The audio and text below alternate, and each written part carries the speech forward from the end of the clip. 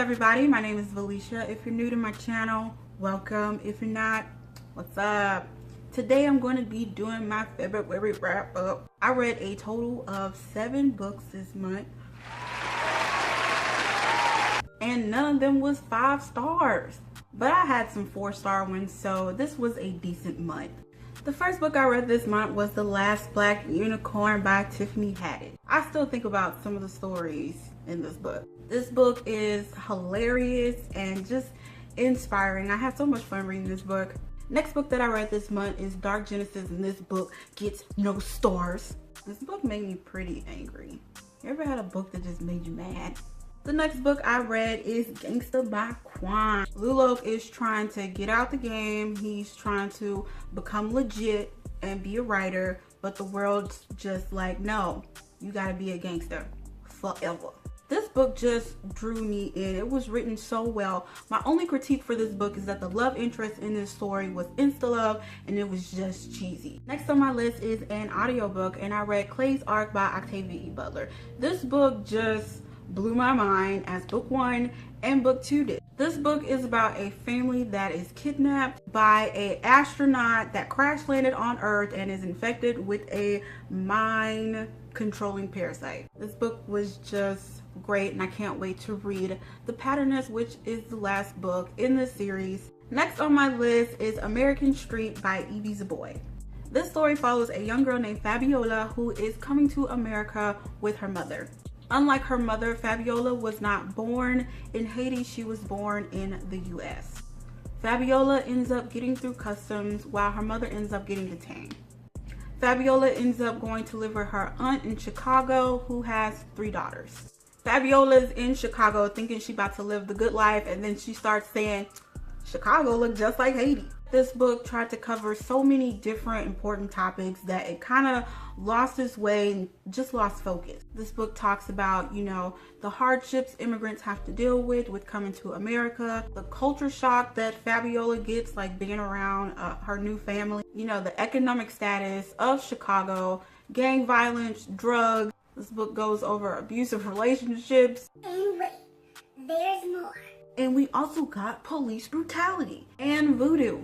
I understand the author's purpose. You want to talk about and have open dialogue about these topics, but they were just so vaguely mentioned that they didn't have any substance to them. The goal is to bring awareness and understanding to these topics. And then this book is only 324 pages, so that is a lot to cover in just this amount of pages. Next on my list is The Bells by Daniela Clayton. This story follows a young girl named Camellia Beauregard, and she is a belle. Belles are the women in this world who are blessed by the goddess of beauty, and they are able to change the way people look. Like they can slim your nose down, make your boobies bigger, or make your waist smaller. The belles are just covenant because these people in Orleans are cursed by the god of the sky, and they have this pale pasty white skin with red bloodshot eyes with sticky straw hair. Like they're all just ugly, and the belles make them beautiful. The highest honor of being a belle is being the queen's favorite. The whole theme of this book is like gold covered shit. Everything is lush, lavish on the outside, but once you get a quick look on the inside, you find out that it's pretty shitty. This book is problematic. There are inconsistencies. I hate the origin story of the belles because it's too vague, but the main character, Camellia, is fantastic. The anticipation is just murders. You have like so much building up in this story to where like little scenes you're just like, oh, what's gonna become of that? Then you get all this anticipation up for what you think is gonna be just this chaotic boom of a climax, and you're gonna get exactly what you expected. There's no twist or, oh my god, I didn't see that coming. You're gonna see everything coming. The plot is pretty slow. It's definitely one of those books that kind of builds up as you go along. You see like 100 people get made over throughout the beginning of this book. I'm like, okay, we get it. They can change people. Let's get on with the story. The world building was just all over the place. I could not really picture the type of world that they lived in.